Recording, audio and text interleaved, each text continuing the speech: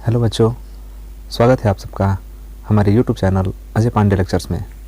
आज हम लोग क्लास 10th के साइंस में फिज़िक्स में जो नया टॉपिक पढ़ने वाले हैं उसका नाम है प्रतिबिंब।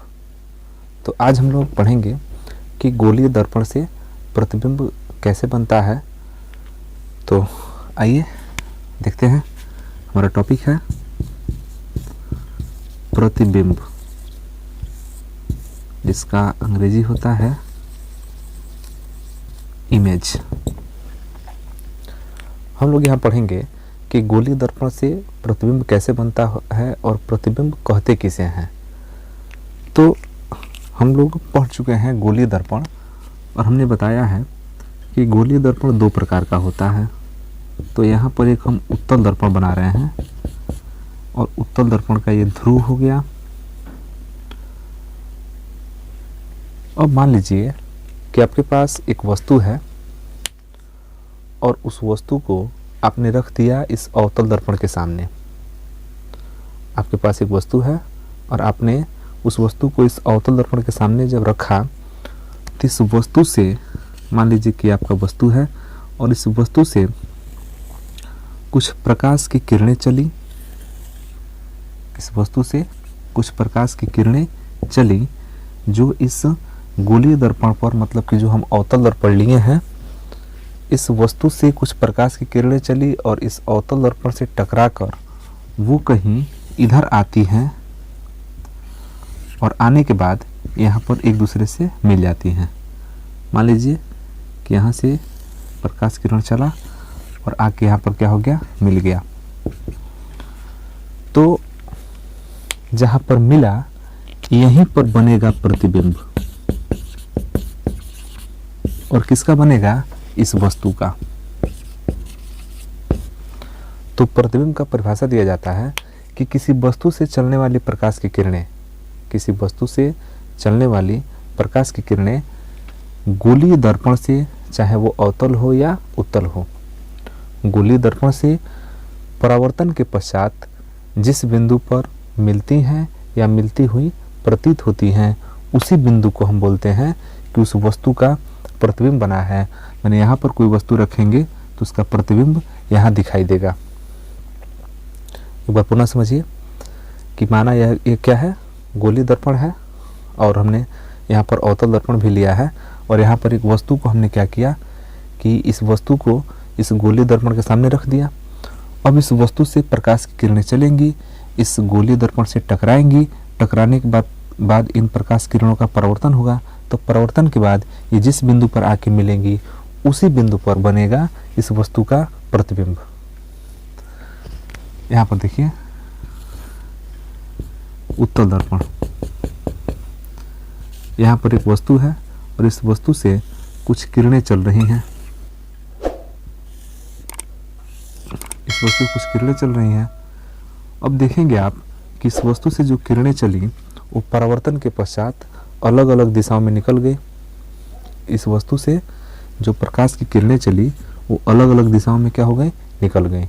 तो अलग अलग दिशाओं में निकली तो वास्तव में तो ये किरणें कहीं मिलेंगी नहीं, क्योंकि आप जानते हैं कि जब भी किसी गोलीय दर्पण के परावर्तक पृष्ठ पर कोई प्रकाश आपतित होता है तो वहाँ से उसका परावर्तन होता है। तो यहाँ पर एक उत्तल दर्पण है और उत्तल दर्पण से के सामने एक वस्तु रखा गया और इस वस्तु से प्रकाश की किरणें चल रही हैं और परावर्तित होके जा रही हैं।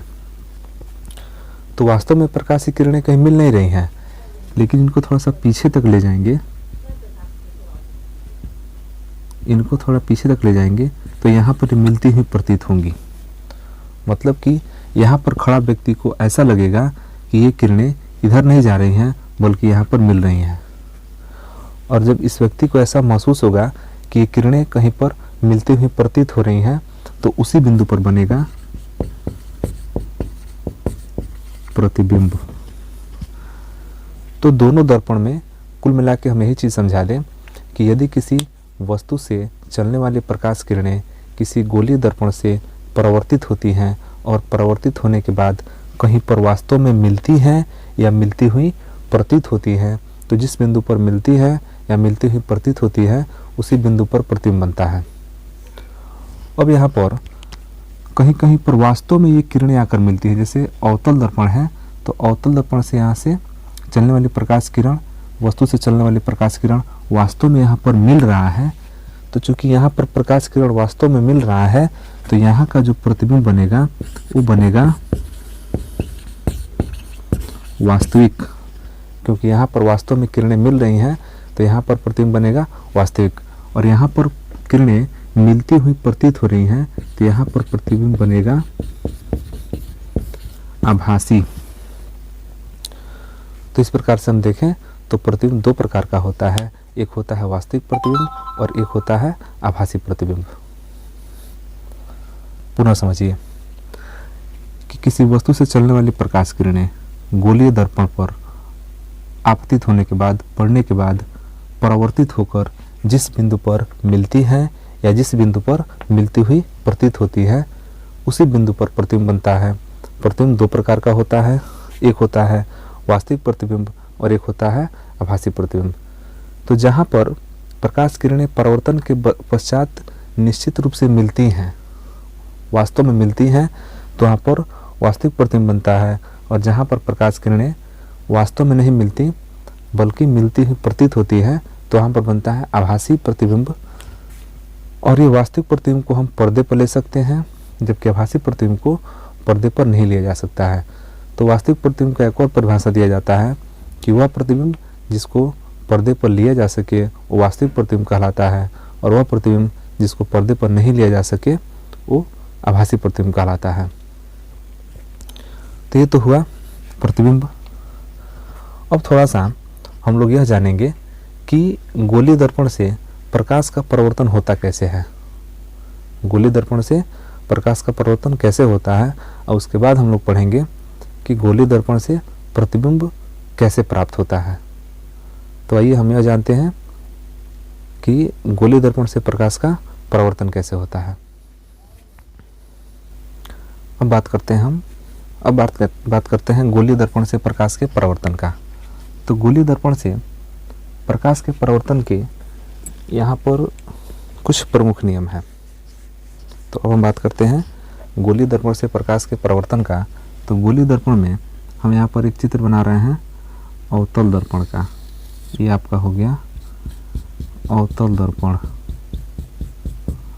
और अवतल दर्पण का ये मुख्य अक्ष हुआ, यहाँ पर ध्रुव है, यहाँ पर होगा मुख्य फोकस, यहाँ पर होगा वक्रता केंद्र।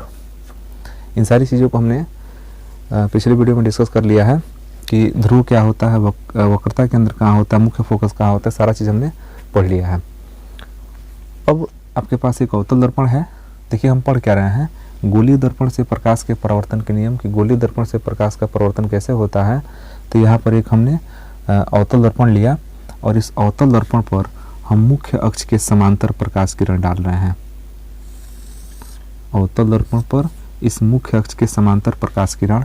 तो नियम यह है, यही हम लोग का पहला नियम है कि यदि किसी अवतल दर्पण में मुख्य अक्ष के समांतर कोई प्रकाश किरण आपतित होता है तो वह परावर्तन के पश्चात उसके मुख्य फोकस से होकर जाता है। इस अवतल दर्पण में मुख्य अक्ष के समांतर आपतित किरण परावर्तन के पश्चात इसके मुख्य फोकस से होकर जाएगा। ध्यान से समझिएगा कि किसी अवतल दर्पण में मुख्य अक्ष के समांतर आपतित किरण परावर्तन के पश्चात मुख्य फोकस से होकर जाता है। यह पहला नियम है। अब देखते हैं कि उत्तल दर्पण में कैसे होता है। तो ये हो गया आपका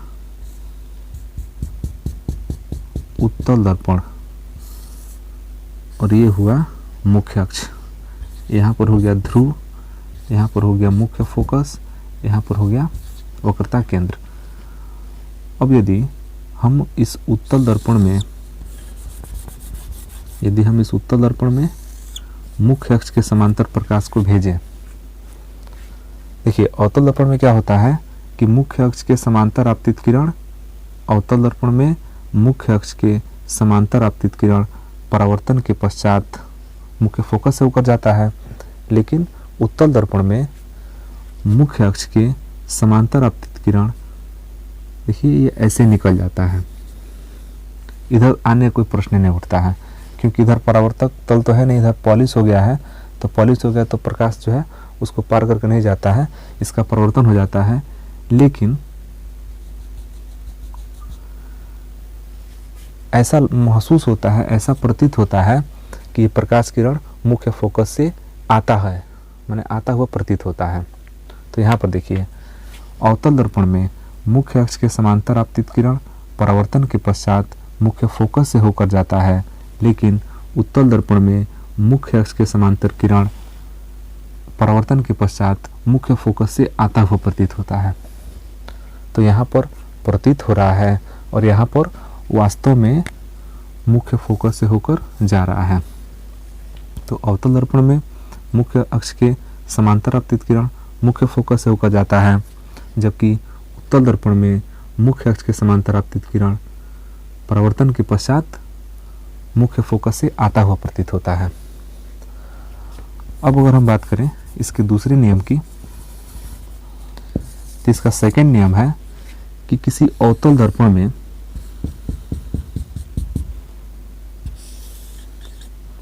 यहाँ पर P हो गया, F हो गया, C हो गया। किसी अवतल दर्पण में यदि किसी प्रकाश किरण को इसके मुख्य फोकस पर भेजा जाए, यदि किसी अवतल दर्पण में मुख्य अक्ष, यदि किसी अवतल दर्पण में प्रकाश किरण को इस मुख्य फोकस पर भेजा जाए, तो यह परावर्तन के पश्चात मुख्य अक्ष के समांतर निकलता है। ध्यान से समझिएगा चित्र को।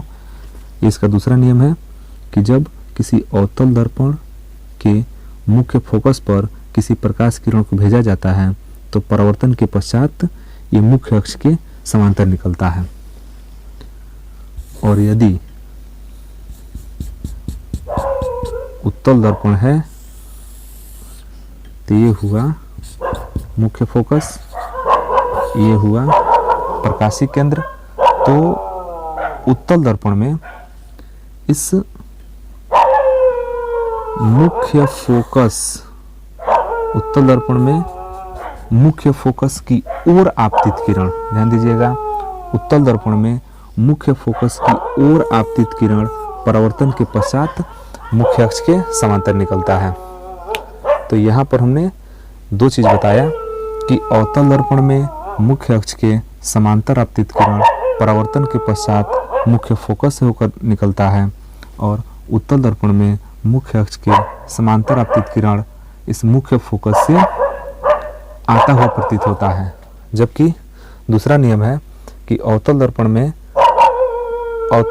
मुख्य फोकस पर आपतित किरण परावर्तन के पश्चात मुख्य अक्ष के समांतर निकलता है, जबकि उत्तल दर्पण में मुख्य फोकस की ओर आपतित किरण अपवर्तन के पश्चात मुख्य अक्ष के समांतर निकलता है। और यदि प्रकाश किरण, तीसरा नियम है कि यदि प्रकाश किरण को हम इसके वक्रता केंद्र पर डाल दें, यदि प्रकाश किरण को हम इसके वक्रता केंद्र पर डाल दें, तो प्रकाश किरण जिस मार्ग पर जाता है उसी मार्ग पर वापस लौट आता है। ठीक उसी प्रकार यदि हम प्रकाश किरण को उत्तल दर्पण में इसके वक्रता केंद्र की ओर आपतित कराएं, यदि हम उत्तल दर्पण में प्रकाश किरण को उसके वक्रता केंद्र की ओर आपतित कराएं, तो यहाँ से भी परावर्तन के पश्चात प्रकाश उसी मार्ग पर वापस चला जाता है। तो ये है आपका तीसरा नियम। तो ये रहा प्रकाश के ये रहा गोलीय दर्पण से प्रकाश के परावर्तन के नियम। तो आप इसका स्क्रीनशॉट ले लीजिए। तो ये वीडियो आपको कैसा लगा अपने कमेंट बॉक्स में जरूर लिखिएगा। फिर मिलते हैं अगले वीडियो में एक नए टॉपिक के साथ। तब तक के लिए धन्यवाद।